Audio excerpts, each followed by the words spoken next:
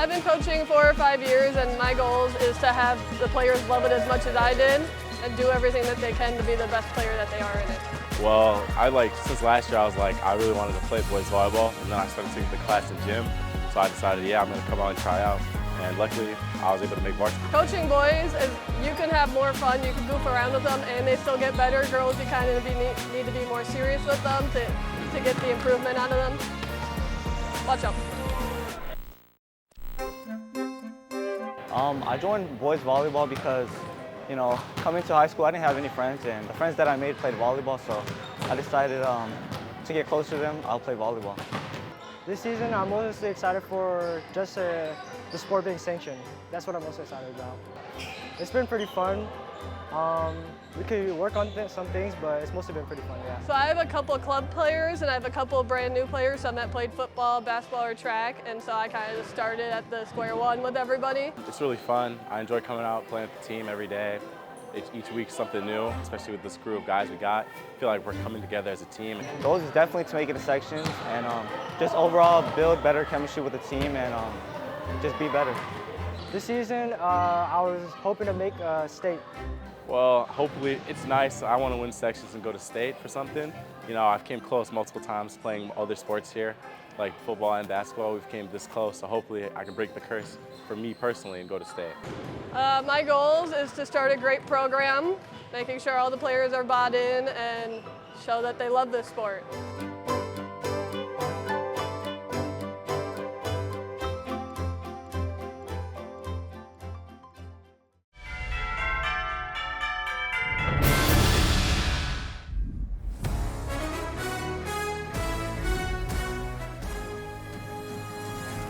Boys High School baseball coming your way on QCTV. The winners of the Class 3A State Championship, Totino Grace, come to visit the Rebels, and they jump out early. A misplay in the outfield and a nice solid knock here right down the line by Heifert. Knocks in another run, and that spots Totino Grace an early 3-0 lead. Were the Rebels down? No, they weren't down. Not out. Some play here. Good ball in action, and then a miscue at short by Blake. That enables a couple of runs to bring by and through the plate. Now down to just a 1-run deficit as we head to the 5th. A tightly battled game all evening long. There's a ball, gets by second base. That allows the tying run to score in that 5th, and we're knotted at 3-3. We go to the 8th. Bonus baseball, a hard knock, this time by Donnie Vendel. A walk-off game winner brings in the winning run. It's a 4-3, 8-inning win for the Rebels.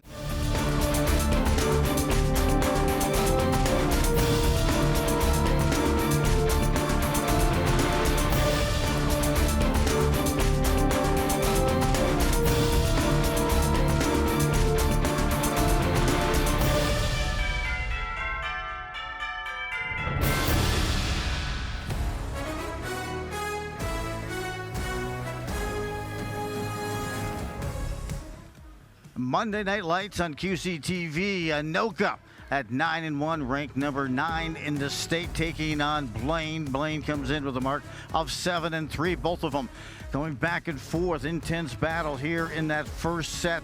Then a perfect approach and a tip shot there, and the point goes the way for the Tornadoes, as does that first set. Also for the Tornadoes as they jump out to a lead of 1-0 with that 26-24 first set win. Powering it back the other side. It was a nice and a good play, and it was a master shots here, reciprocating the pressure on the serve. But Blaine didn't have an answer in the front tonight as the Blaine squad continued to master up front with the combination of some big hits and big plays there. Again, down line, kill, shot, stop there, turned away. A dive moves it ahead, back and forth. Catching that second set was Anoka, 25-23. Now a chance, making a move. Here comes Blaine all night. They had great play up front by Cooper Brower along with Anders Larson.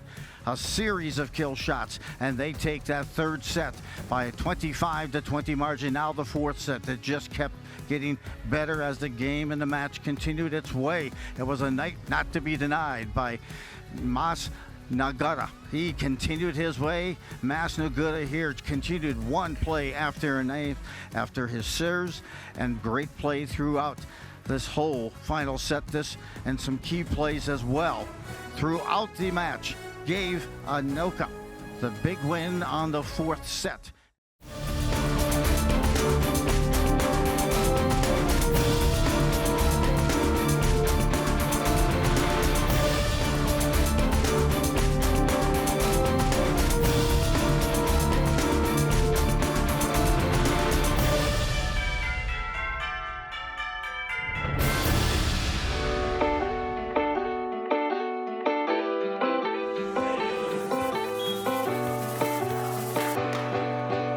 So Hugh McCutcheon and Walt Weaver, those guys were like the biggest pushes for boys volleyball. Back in 2018, Hugh McCutcheon, who was a Minnesota Gophers volleyball coach for years, he's like, why is there not boys volleyball in the state of Minnesota? So it took like 8 years to actually get it sanctioned, and this is the first year that it's an official sport, and we're all super excited.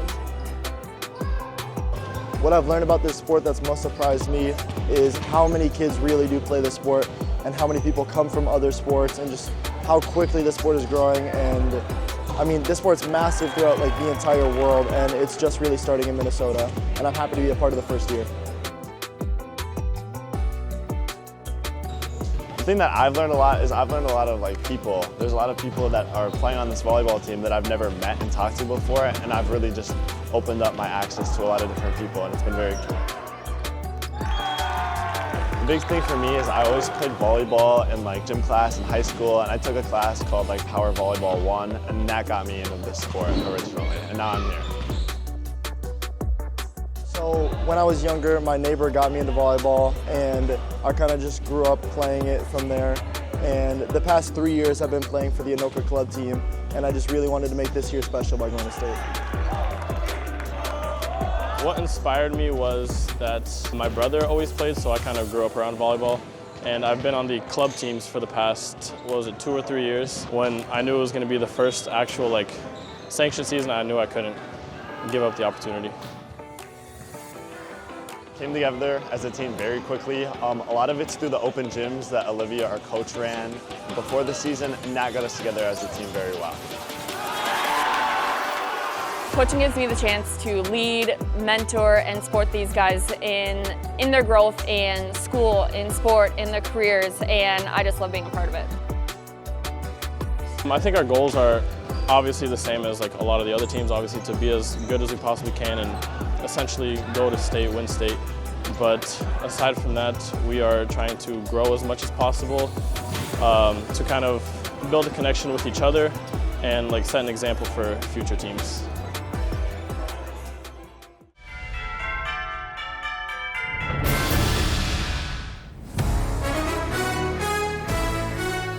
A-Town rivalry tonight, boys lacrosse. Anoka at Andover, and a dandy. Look at this goal by Grant Libby, as good as you're going to see. Knocked down not once but twice, still got the goal. Tornadoes lead 1-0.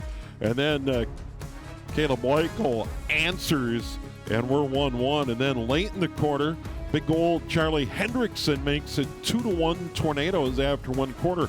On to quarter number 2. And it was a tight battle, a defensive struggle, and getting his first goal of the night, Mosman, and then quickly answering Carlson for Andover. Wyatt Carlson, a nice goal. Remember that shot. And now Caleb Weichel, he goes to work. Big save. Nate Thompson, great all night. Robbed Andover all night. Then there's Weichel cashing it in.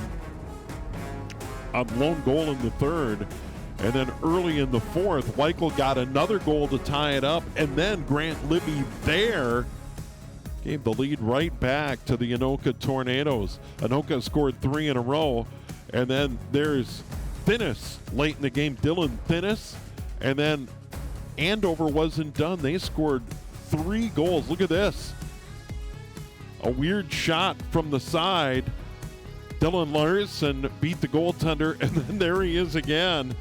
Wyatt Carlson pulled Andover to within 1, but the Tornadoes hang on for a 9-8 victory tonight here on QCTV.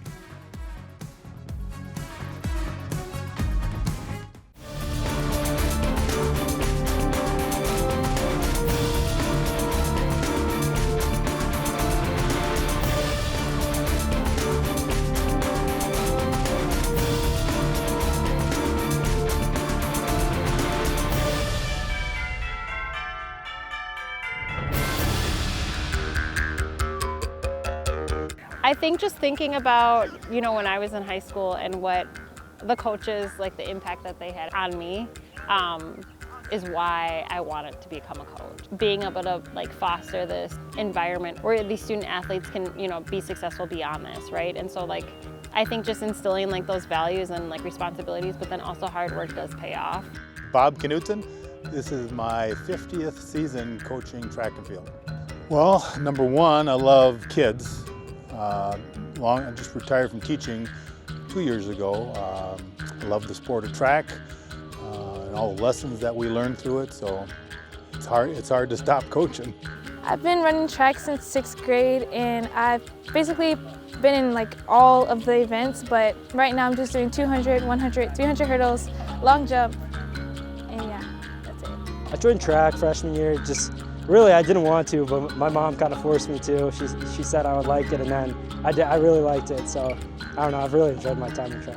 My goals for the season are to PR and for like my relays to do really good, and just watching all my friends PR and do good too. But what inspired me to join track is just like the individual aspect along with the team, and also my brother and I just had like a competitive mindset. I just wanted to be like him. I definitely feel there's individual aspects of it, like there's the improving yourself, but there's the team around you to support you. And in other events like the relays, you're with a team, and when it comes to the team meets, it's cheering everyone on to score those points to try and move on to the next round of trooping. Like every season, number one is hopefully we give the kids a great experience, let them experience what track and field is all about. We really try to build the team mentality in track and field. Everyone views track and field as an individual event. We don't look at it that way. We look at it as a team event. Individuals, yes, will shine, and it's hard not to see it because all the races are run that way. But we really take it as a team approach. Practice a lot because it's a hard sport, so don't take things like too seriously. Like if you do bad after a race, like there's always going to be another one, so you just keep doing it. We have a lot of fast younger guys and a lot of fast older guys who are going to definitely make some headway at the bigger meets. All of my teammates are just so sweet, and like we cheer for everybody no matter what, and just always support each other. I would just like to thank my family, especially my sister. Like she's really super supportive of me. I remember coming back from meets and just like telling her stories about it, and just like her response and like guidance through it, just like kept me grounded.